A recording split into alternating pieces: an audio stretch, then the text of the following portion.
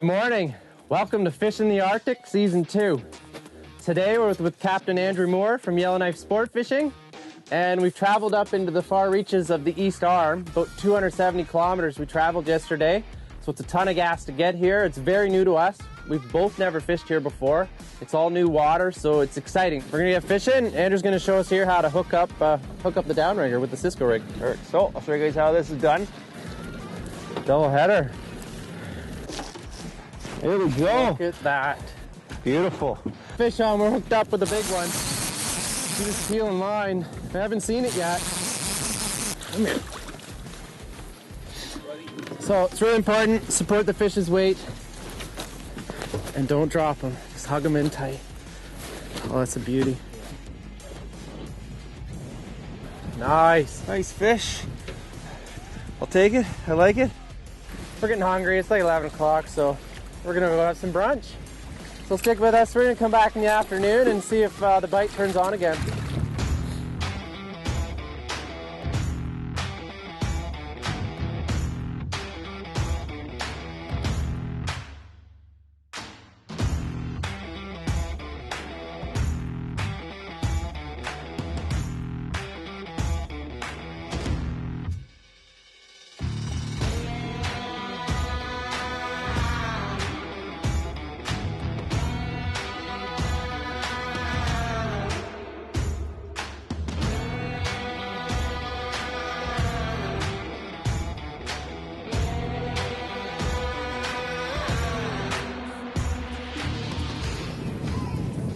All right, we're back at her. We had a nice brunch, a little siesta. We're all recharged. Ready to rock. I'm ready to put my name on that boat. Need a 30-pounder to put my name on the boat. Andrew might get to, I think he's on there already once, so yeah, he's trying to do it again. Somebody's got to do it. Yeah, we're heading back. We marked some really big fish. The wind has finally started to drop. It's still a little breezy, but it's a little more manageable, so we're gonna kind of fish the water that we've mapped out. We kind of know what the structure looks like. We marked some really big fish down there. We've got some really nice ones. About a 27, a 25, and a 20 so far, and lots of teenagers. So yeah, let's see what happens. Big fish afternoon. Yeah.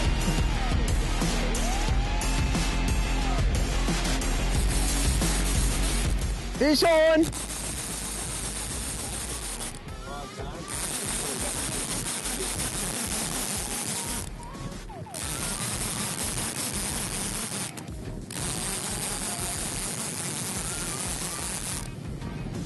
Need to go on my way, or? I don't know, he's just swimming to the boat.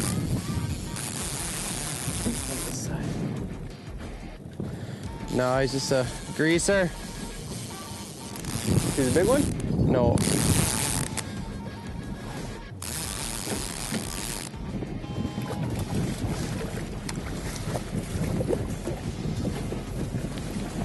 I'll get the pliers here.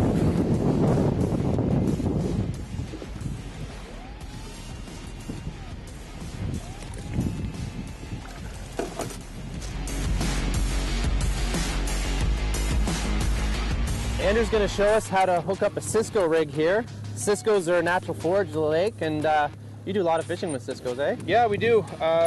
Natural bait fish tend to just focus towards that when you're trolling with them, and we use these herring teaser harnesses. And this one here, I've modified it a little bit. I've put a single barbless hook on it, and I've also put on a little bit of UV moon jelly tape, which gives it a little bit of flash. You can buy different types of herring rigs that are different colors, but I find the clear one with the moon jelly flash on it works the best for us, and it seems to get their attention. And yeah, so I'll show you guys how to set it up properly. The most important thing in this whole thing is the toothpick piece in here. You have to have a good piece of toothpick in there, which gives the line and the teaser head a bit of resistance. If you don't have it in there, it's loose, and then when you're trolling, what happens is this helmet or teaser head will basically push the Cisco in half, and it's not going to get the proper roll that you want. So as this is going through the water, it's just a barrel roll, Yeah. showing like a type of an injured type fish. So you have this little red piece which locks the Cisco in. So you just kind of got to squish it in there just a little bit, not to the point where you're damaging the Cisco, just enough that you can get it in there a little bit further, and you line it up so the little red piece goes through. Give yourself a little extra line to work with. I kind of go three-quarters of the way back on the fish. And that'll do it like that. And then as this goes through the water with the curve of the teaser head, it'll roll. Nice. And that's a Cisco rig. Right on. So barbless hooks are mandatory in the Northwest Territories. You don't have to have a single hook, but Andrew's taking it one step further and just to reduce damage to the fish. Sometimes with a single hook, you get a little bit better hookup with the fish too. They can't get leverage off the other hooks and throw it. You know what? I've been using single hooks for several years since I've been doing this, and I don't find I lose very many fish because of it. Yeah. Like, as long as you keep a positive pressure on the fish itself when you're fighting it, it's good. It'll stay on. Yep. Yeah, with the barbless hook, it just gives you a little extra advantage. Make sure that you get a good catch and release practice, so you're limiting the damage to the fish.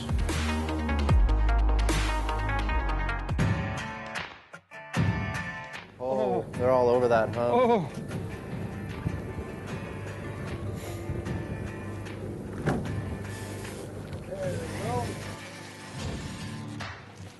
Got him. Should I pull in or? Nah, you're good.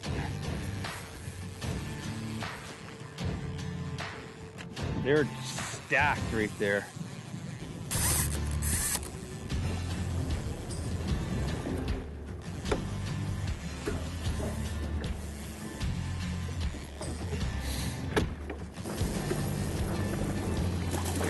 Little guy? Yeah.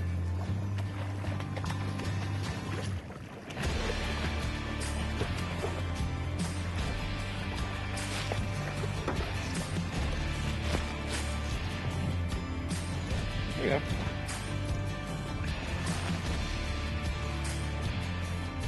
It's crazy. The water is so clear here. You can see the fish. They go down probably 10. He's probably down 20 feet. And you can Nice still one. see him. Oh, there's a big fish on the screen.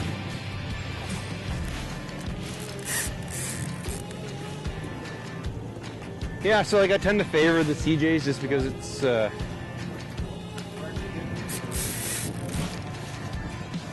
jeez. Get down there. It tends to treat, I don't know, it seems like it treats the fish a little bit better.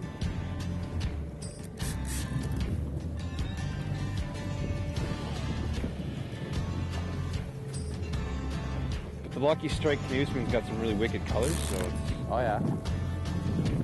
Yeah, I use a lot of those Appinger Daredevil, like Yeah. Husky Seniors. there you go. Woo! Back to back. Well, we're on pretty quick. That didn't take long at all. Fishing what for like 3 minutes, and this is the second You fish. still see Cam. Well, this one's got some weight to it. Oh yeah, it's dogging. Fish on. I'm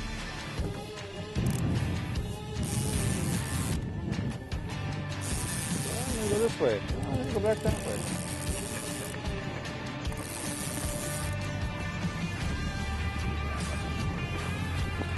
Hiking. Sweet.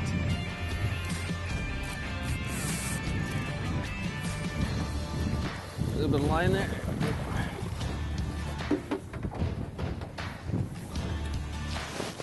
Let's go.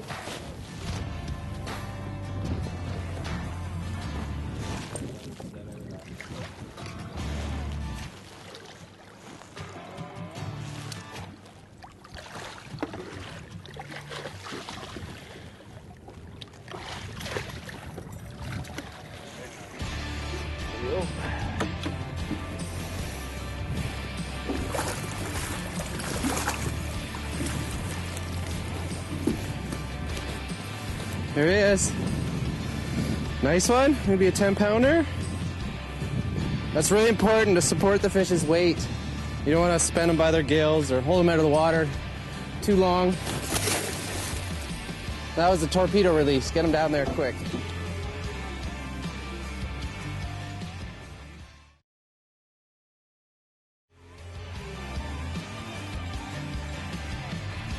Other one's down there.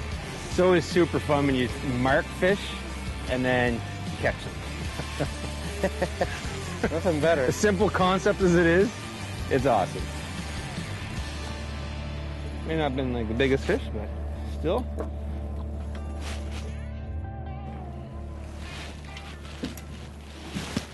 Need a net, just a little one? Yeah. There you go, buddy. Yeah, buddy.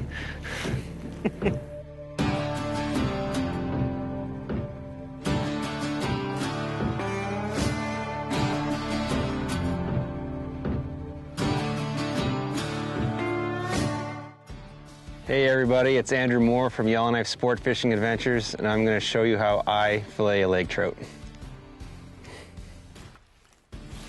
So to start, what I do is I run my knife on a angle behind the head. I find that this doesn't waste very much meat this way. And then once I cut down on an angle, I turn my knife sideways along the spine, and I go in. I don't go in very far, but just enough so my knife pokes, and you can kind of feel with the tip of the knife the rib cage. And I just run the knife along there, and I keep going.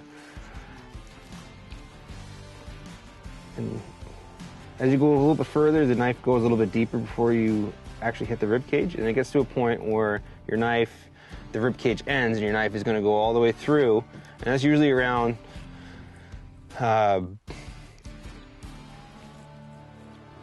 anus of the fish.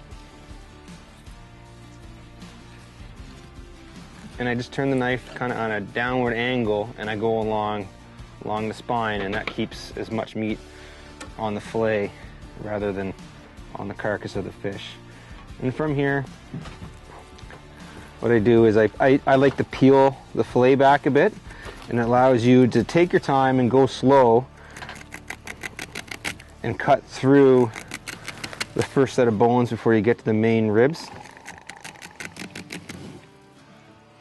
And then once you cut through that first set of bones, it exposes the ribs very nicely, and then you can peel the fillet back, and as you run your knife, you're basically pressing down and just slight little feather motions, and that'll keep the meat on the fillet rather than on the carcass.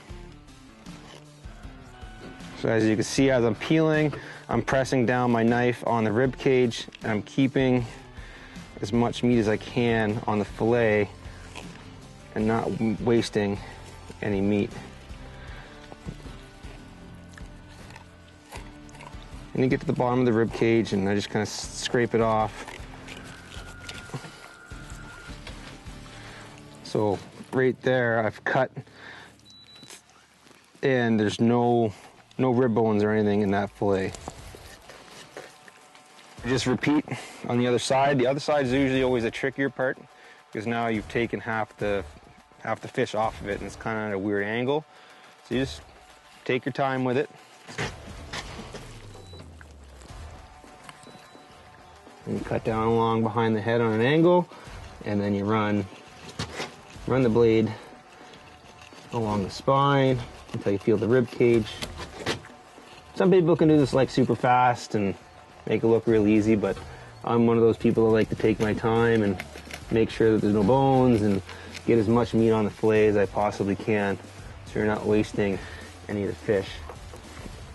You can kind of get underneath the tips of those rib cages, and then you can kind of fold the knife up, and you can follow the ribs down, cut them out without wasting meat. Boom. Then you can run your hand or your thumb along there, and you can feel the little tips sticking out, and then you can kind of figure out the direction that they're going. I like to squeeze, not very hard, but I like to squeeze the meat a little bit, and that helps the bone more in a vertical position, and it makes it a little bit easier to cut out.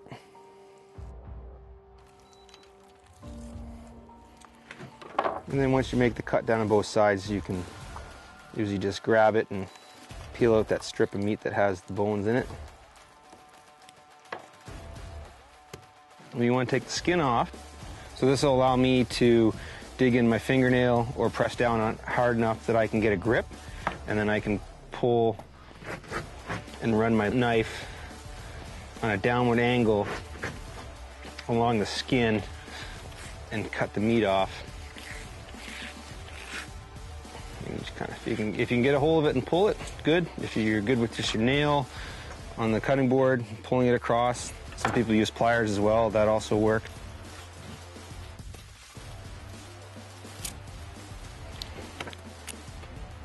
Just clean up a little bit on the side. And there we go, we got two very nice, very orange meat Great Slave Lake lake trout. And that is how I fillet a lake trout.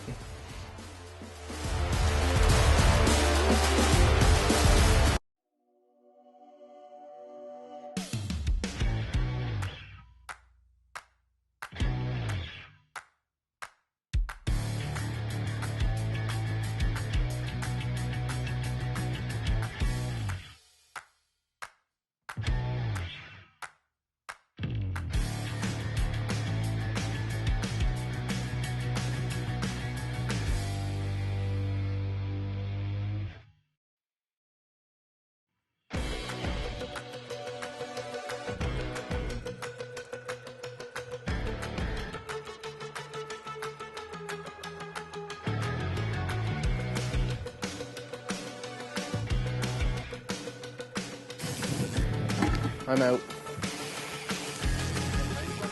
That feels pretty good. We'll see him. Yeah, you can see him there. He's got some length now. Weird if he kind of came up to the surface like that.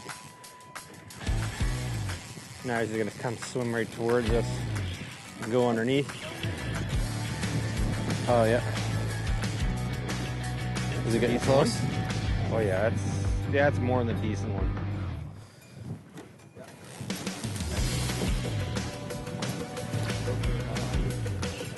Oh my goodness. That is a big fish, and I don't think he really realizes what's going on yet. I'm gonna...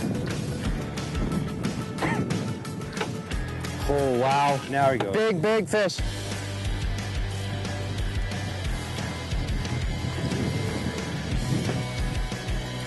Yeah, I don't think he realized what was going on at the start, because he just kind of like floated up. And now he does. Look. I'm gonna be absolutely heartbroken if it doesn't work out.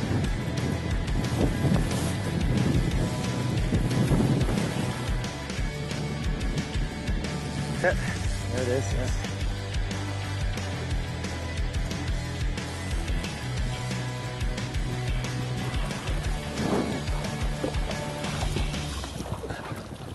Yeah!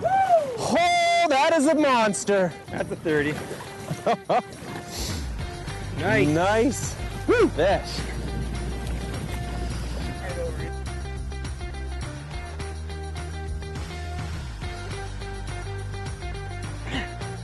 $32.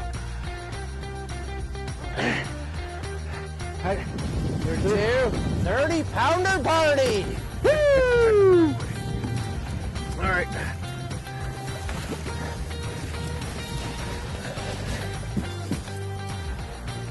Just rest this up here. Look at that.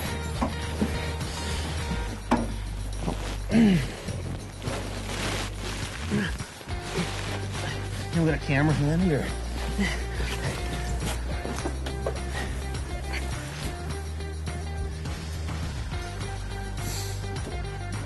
Can someone just support his belly for a second? I'm gonna switch my hand around. This way. There we go.